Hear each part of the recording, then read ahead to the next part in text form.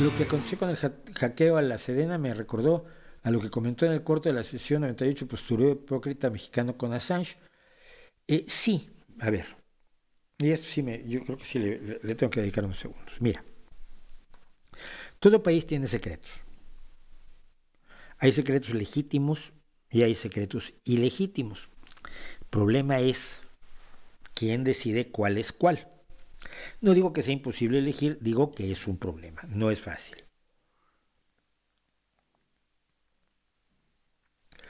Todo país, toda sociedad, toda organización reúne inteligencia a su alrededor, reúne datos sobre la competencia como empresa, como equipo. A ver, que lo hacen los niños del equipo de baloncesto de mi hijo. Cuando van a enfrentarse con otro equipo, están jugando en la primera de cadetes, aquí en Asturias, vamos a jugar contra tal equipo. Entonces le dice, yo los vi jugar el año pasado, fulanito de tal es muy bueno, pero es bajito. Dice, no, pero estos dos se cansan muy fácil, entonces a esos hay que moverles rápido para hacer que se cansen y que los sustituyan y ya no pueden salir. Lo que han hecho a lo largo del tiempo en los partidos que tuvieron en el pasado es reunir inteligencia sobre sus adversarios y luego utilizarla para su ventaja. Normal que lo haga un país. Un país también hace cosas ilegítimas, pero lo difícil es valorarlos. Yo con Assange lo que siempre dije es que tiene las garantías de un juicio justo, de un juicio en el que va a haber un jurado de sus iguales, un jurado que puede ayudar a su abogado a elegir, que no se lo van a imponer. Quien conozca el procedimiento legal de los Estados Unidos judicial sabe que la elección de los jurados la hacen las dos partes. No es una imposición. Que en un momento dado, si el juez te parece que va contra ti, puedes cambiar la jurisdicción. Puedes hacer un change of venue y pedir otro juez.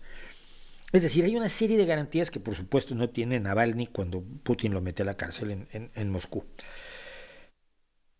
Y el que Assange tenga eso es una ventaja. No se le puede tratar como un preso político, como a Raif Badawi, que fue encarcelado por los salvajes de Arabia Saudita, por un lado. Por otro, Assange robó y publicó secretos de los Estados Unidos, algunos legítimos y otros ilegítimos, tiró por igual. Y cuando se le dijo que podía matar gente, dijo él, me da igual, ellos son informantes, saben que se la juegan, si los matan no es asunto mío. Lo cual tampoco me parece muy razonable, muy aceptable. En el caso de México, lo que se ha descubierto es que el ejército está haciendo ahora lo que siempre ha hecho el gobierno mexicano. Lo que me parece horrible e hipócrita es que ahora esto le parezca un escándalo al gobierno mexicano cuando se ha pasado el tiempo defendiendo a Assange, que hizo lo mismo con Estados Unidos. Los documentos de la Sedena demuestran un montón de cosas aterradoras, pero esperables. Y entonces yo contaba una cosa en Twitter y probablemente, si me dejan conectar esta tableta porque la tengo, se me está acabando la batería y son cosas que pasan, como dicen, cosas del directo. Puedo leer un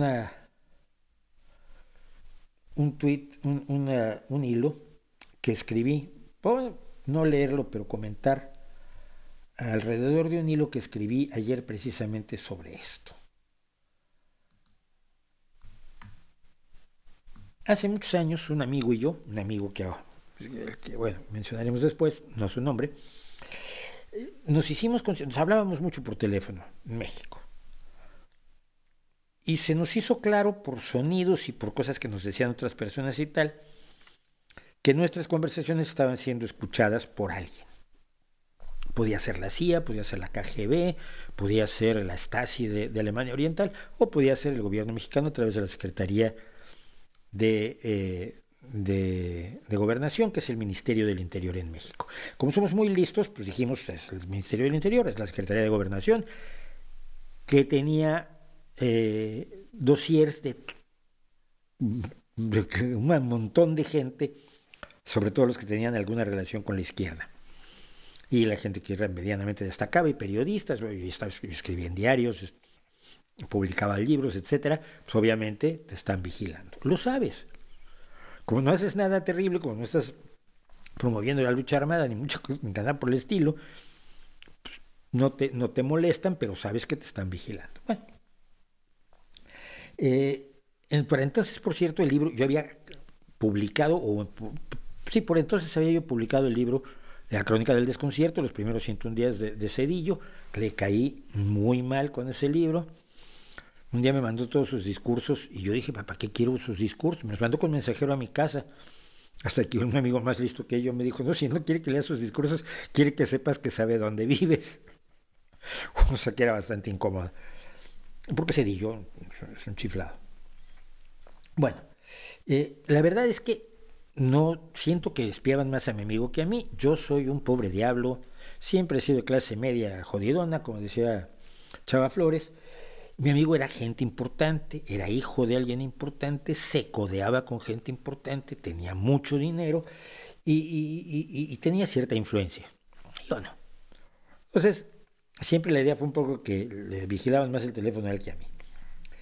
Además, por aquel entonces, unos años antes, nos habían rasurado del padrón electoral. No nos rasuraron del padrón. Estábamos en el padrón electoral, pero no nos dieron la credencial para votar. Y sin la credencial pues no podías votar.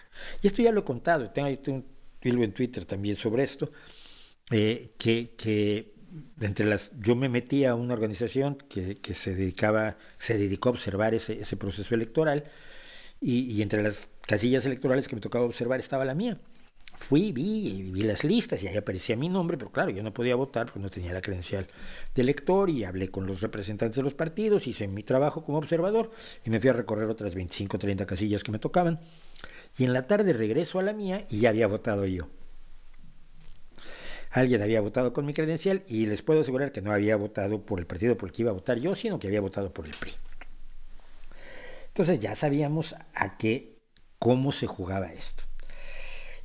Total que al final mi amigo y yo lo tomamos a chacota porque nosotros no hablábamos de cuestiones políticas prácticamente, hablábamos de novelas y de construcción de personajes y de subhistorias y de salidas de líos en los que te metes tú cuando estás escribiendo y de pronto escribes una cosa magnífica donde aparece un personaje que hace un montón de cosas y luego te acuerdas que ese personaje lo mataste 3 capítulos atrás. Leche, ¿y ahora qué hago? Y lo hace uno, le pasa a uno, con una novela publicada en libro. Mi chica un día le está leyendo y dice, tu personaje aquí en este capítulo cambió de nombre. ¿Cómo? Sí, mira, la chica esta, en este capítulo se llama Verónica y en los demás capítulos no se llama Verónica. Ni yo, ni nadie de los que revisaron la novela se había dado cuenta. Y de esas cosas hablamos los escritores. Son aburridísimas para la mayoría de la gente, pero a nosotros nos divierte.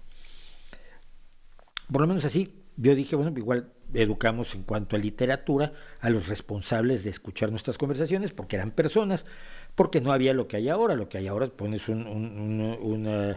conectas lo que estás espiando a una máquina donde tenga una inteligencia artificial que cuando reconoce ciertas palabras cargadas, bomba, explosión, asesinato, atentado, pistola, y esto suena alarmas. Entonces no necesitas un señor que esté oyendo la conversación, sino que la inteligencia artificial te dice que están hablando de cosas que mejor deberías atender.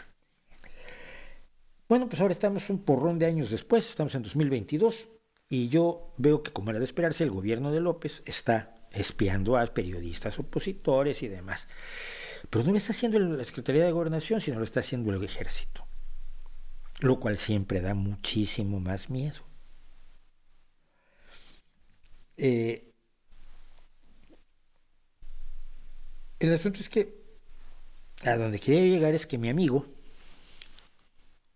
ahora está en el gobierno de López Obrador y tiene que enfrentarse al hecho de que un hackeo demostró que el ejército de López Obrador, el ejército al que le está entregando el país, lo espía a la gente como nos espiaban a nosotros. Y mi pregunta es, ¿renunciará al gobierno? ¿Saldrá a denunciar? Cuando nos quitaron las credenciales, denunciamos en el periódico y podíamos hacerlo todavía. Es que no me dieron mi credencial y luego resultó que ya voté. No, yo lo publicaba. ¿Va a publicarlo él?